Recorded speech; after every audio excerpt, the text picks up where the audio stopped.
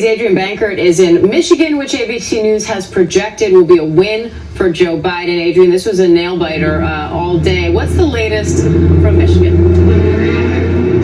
Well, Diane, here's the thing. When you hear this story, what President Trump said in his statements overnight, then that Biden is the projected winner of Michigan, but yet the count has been so tight and there's been so many different undulations of who was in the lead, who was a front runner. You got all these people outside, claims that they were being blocked from going inside and being election challengers, ballot counters, and poll watchers. And what is the difference between all of these different terms?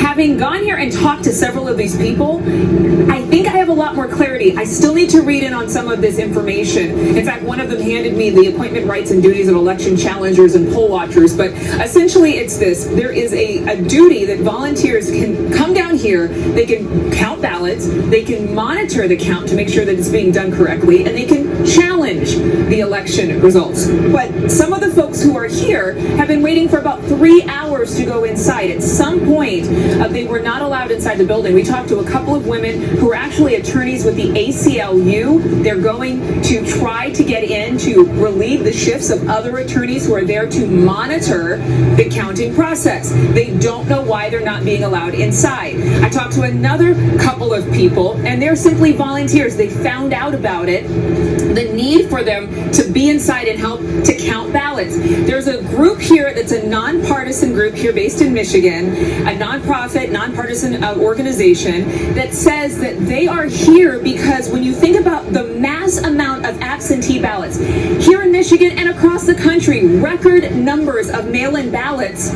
but how can you count all of those with the same number of people you would actually employ or have as volunteers during a typical election? This is not your typical election. This is the most exceptional election in history. And so their conversation or their argument is that, listen, we need more people to come in and do the kinds of jobs and the duties that are required to have a safe election where every vote is counted. There are also peaceful demonstrators. There are people here chanting. There are people here praying. There are people here holding signs that say every vote counts. But there is a lot to this story, and it is a little bit complicated. But when you get to the heart of the matter, all the people here want to make sure that every vote is counted and every count is legitimate. Diane? So, Adrienne, just to be clear, the people who are there at the voting center, it doesn't seem to you like there's anything nefarious at play. They are coming because they want to help and they want to make sure everything is being done according to law. Did I understand that part right?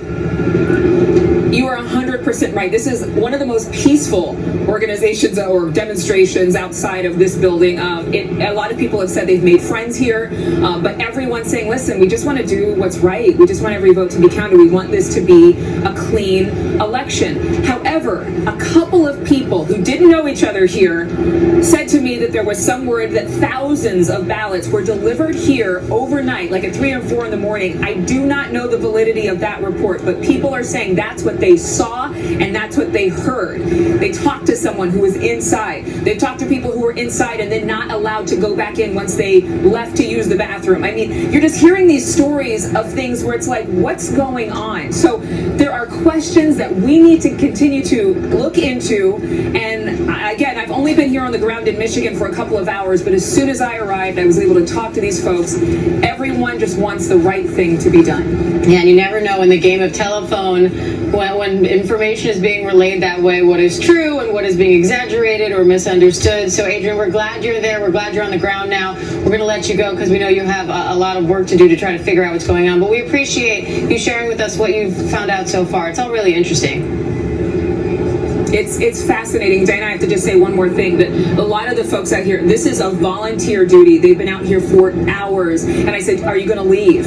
And they say, no, we can't leave, with the hopes that maybe we'll be able to go inside. They need us. They need more people in here counting these ballots. All right, people trying to do their civic duty. Adrienne Bankert, we appreciate you doing your duty today, friend. Thank you. And so we're going to go ahead and take a quick break, but we have more ABC News Live continuing coverage of the 2020 presidential election after this.